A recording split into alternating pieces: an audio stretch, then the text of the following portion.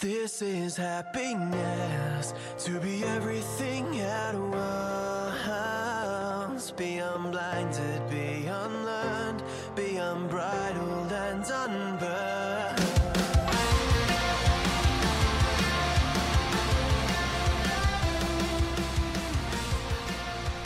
Hey everyone, and welcome back to a brand new episode of Mood Prep. My name is Dave Nixon, and today I want to pull apart something. I haven't done this for a little while. Hey, like going through and doing what I can to pull things apart. I'm looking forward to it. If you haven't already, you should definitely go back and listen to my podcast on what was the book of The Art of War and Turning Pro. I really enjoyed that. It's just grabbing some passages from there and just pulling it apart. And that's what I'm doing today. But I'm doing with the passage that was passed to me from a friend on Facebook. And I'm going to share it with you and then pull it apart a little bit, and hopefully you guys get something from it. So the passage is a picture. It's a drawing, a painting of a female coming out of a well naked, right? And it goes, according to a 19th century legend, the truth and the lie meet one day. The lie says to the truth, it's a marvelous day today. The truth looks up to the skies and sighs, for the day really was beautiful. They spend a lot of time together, ultimately arriving beside a well. The lie tells the truth, the water is very nice. Let's take a bath together. The truth, once again suspicious, tests the water and discovers that it indeed is very nice. They undress and start bathing. Suddenly the lie comes out of the water, puts on the clothes of the truth and runs away. The furious truth comes out of the well and runs everywhere to find the lie and get her clothes back. The world, seeing the truth naked, turns its gaze away with contempt and rage. The poor truth returns to the well and disappears forever, hiding therein its shame. Since then, the lie travels around the world dressed as the truth, satisfying the needs of society, because the world, in any case, harbours no wish at all to meet the naked truth. The famous painting, The Truth Coming Out of the Well, by Jon Leon Jerome. I hope I said that right. 1896. So interesting, hey? Well, there's a couple of things in this, obviously. First thing that I want to look at is the fact that to be the truth, it means you have to tell the truth 100% of the time. To be the lie, you don't have to lie 100% of the time.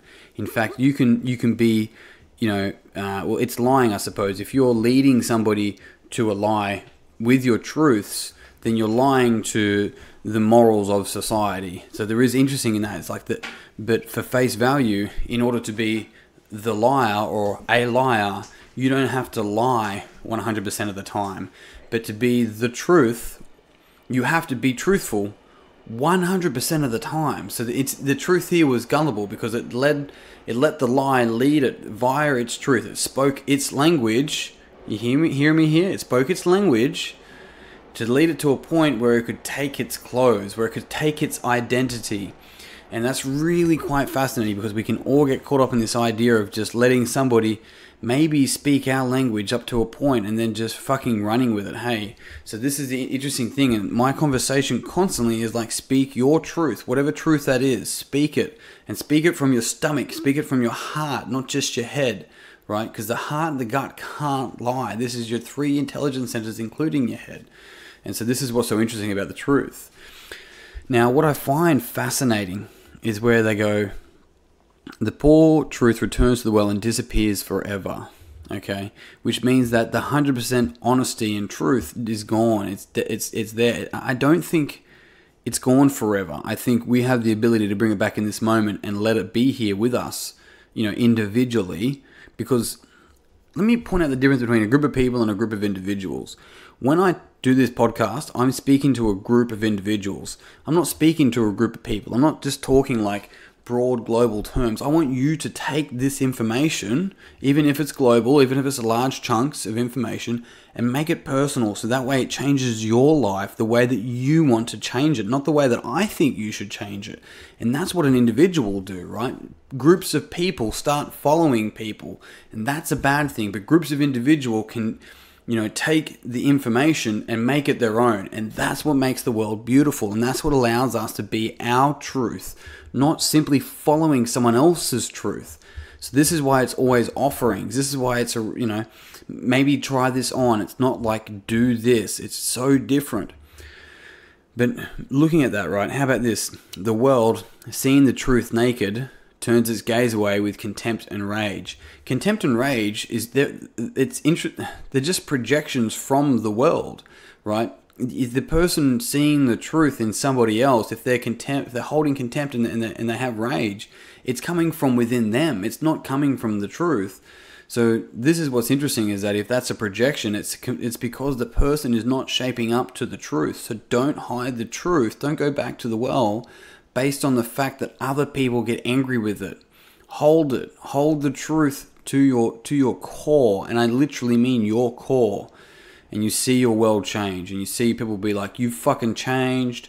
Why do you used to be like this. You're wrong, rah rah rah." And it's all projection. Just let it be. The importance for you is to search and find your truth, to find your potential, and your potential is not laying in other people's opinion of you. And that's really fucking important. Whether it's praise or criticism, it doesn't fucking matter. Don't wear that shit. Because if you wear criticism, you're going to wear praise. It's the same fucking coin. Let it be whatever it is, but have your own sensory acuity around what's important to you, what's truthful for you, right? And how about this?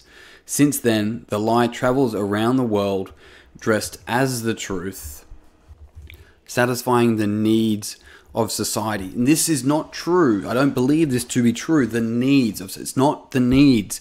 If it's the needs of society, it's not at least the needs of the individuals. It's the wants, it's the desires, it's the fallacies, it's the shadows, it's all of the untruths, right? But it's dressed as the truth. And this is what I'm talking about when people go, "I want to lose weight." You're like, no, that's a lie. It's dressed as the truth, but it's a lie. You want what that weight loss, you think that weight loss will give you.